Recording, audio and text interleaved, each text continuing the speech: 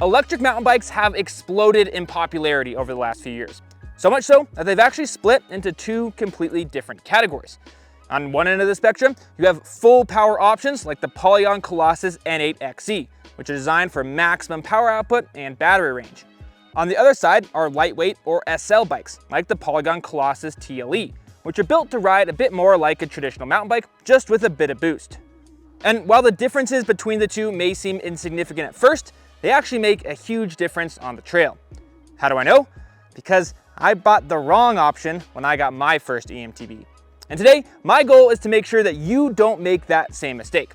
In this video, we'll cover some vocab, take a deep dive on the differences between SL and full power bikes, and finally, wrap up with some tips to make sure you choose the bike that makes the most sense for your riding.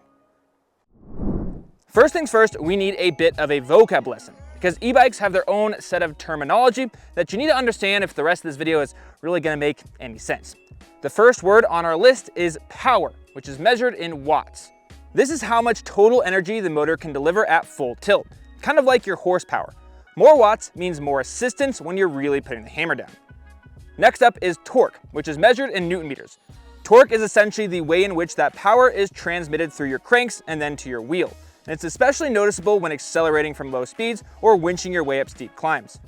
The distinction between these words is definitely a bit blurry, and don't worry if it's still a bit confusing for you. I'd say that the simplest way to think about it is that power is the total amount of support that an e-bike's motor can give you, and torque is the forcefulness in which that support is applied, especially at lower speeds. Clear as mud? Good, because we're moving on to vocab word number 3, which is watt hours. This is a measure of how much electrical energy the battery can store at full charge. Think of it like the size of your gas tank. The higher the watt hour number, the further the range. What's range, you say? Well, I'm glad you asked. Range is essentially how far you can go on one full charge of your battery. Range depends on a bunch of things: your weight, the terrain, how much assist you're using, even tire pressure. But in general, bigger batteries and more efficient motors means more ride time per charge. So now that you're experts in e-bike terminology, we can move on to what the actual differences are between an SL and a full power bike. The first and most obvious difference is the motor. The N8XE uses Shimano's top-tier EP801 motor, which cranks out up to 85 Newton meters of torque and 600 watts of peak power. That's a ton of assistance, and it's backed by a big 630 watt-hour battery in the down tube, giving you enough range for massive elevation days or long backcountry missions. Other full power drive units include Bosch's Performance Line CX, Specialized Turbo 2.2, and others, and these all have relatively similar stats. On the flip side, the TLE is built around Bosch's latest Performance Line SX drive unit. It's smaller and lighter with 55 Newton meters of torque, but actually the same 600 watts of peak power as the larger EP801. Going back to our vocab section, this is kind of like having the same amount of horsepower, but with less grunt off the line. Sure, you'll be able to maintain high speeds just fine on either bike, but you're really going to notice that decreased torque when winching your way up steep switchbacks.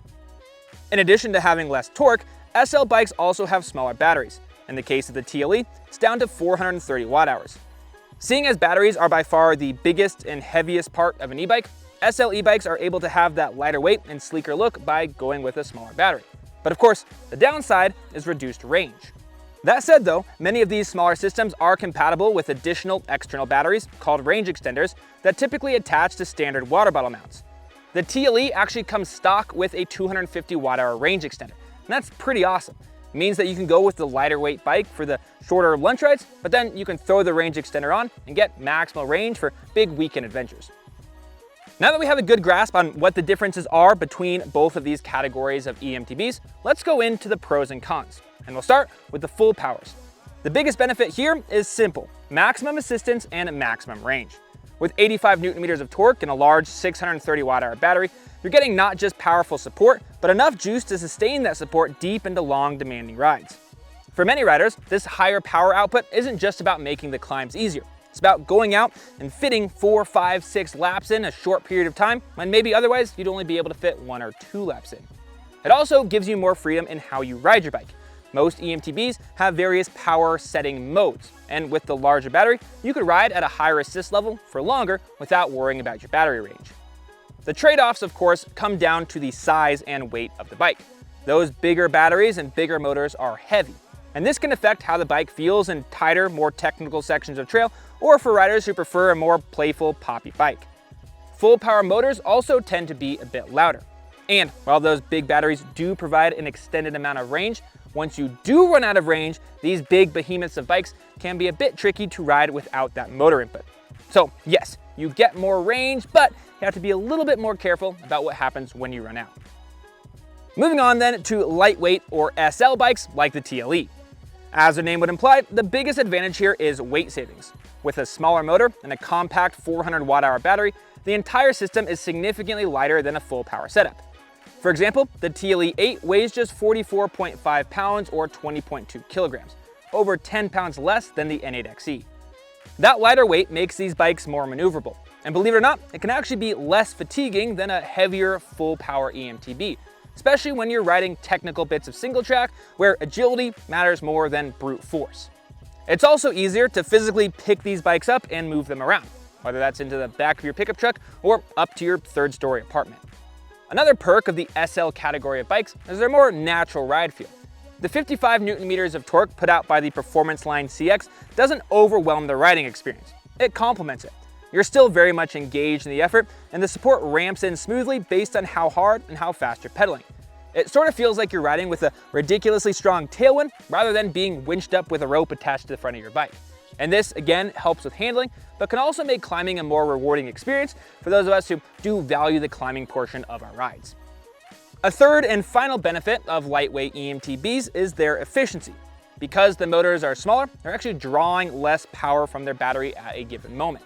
That means you can cover a surprisingly long distance on a relatively small battery, especially if you ride in lower assist modes.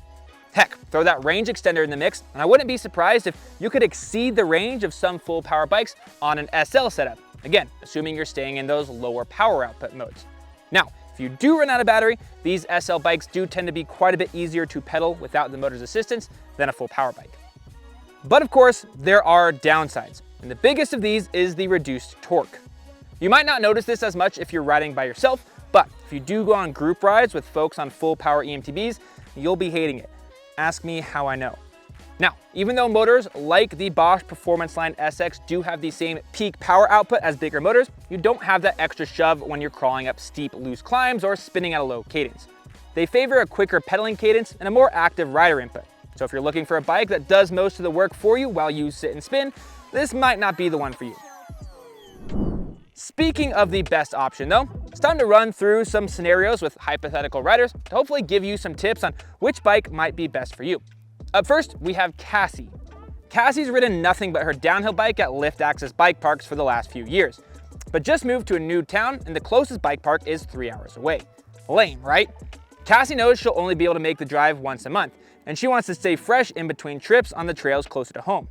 For Cassie, I think a full power bike would be a great option. She's already used to a relatively heavy downhill bike, so the weight won't be as big of an issue. She's also clearly focused on the gravity side of things, and the higher torque motor will let her fit more laps in a shorter period of time, kinda like a chairlift.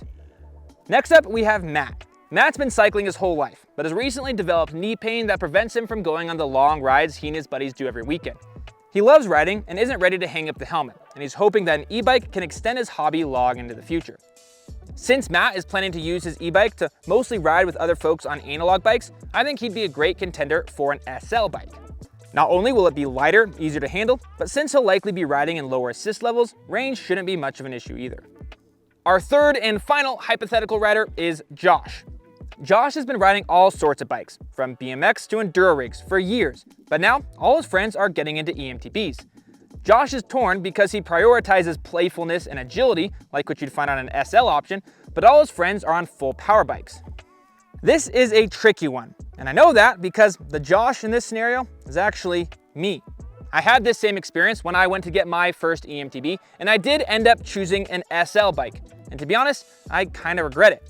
I thought I'd be able to just, push extra hard and keep up with my buddies on their full power rigs, but I couldn't. There really is a big difference between 55 Nm of torque, like on the Bosch SX, and 85 Nm, like the Shimano EP801. This has meant that I've ended up riding with that crew a lot less often than I initially thought, and my expensive eMTB investment has kind of ended up collecting dust. Now, I don't say that to end this video on a negative note. I just want to drive home the differences between a full power and an SL bike. If you have any more questions between these two categories of bikes, I'd love to help you out with that, and you can leave those down there in the comments. I've also left links to both the Polygon Colossus TLE and the N8XE in the description if you want to learn more specifics about either of the two example models we've been using in this video. Last but not least, if you found this video helpful in any way, I'd appreciate it if you just go ahead and hit that like button. And then after you've done that, grab your bike, whatever it is, get out there and get ripping.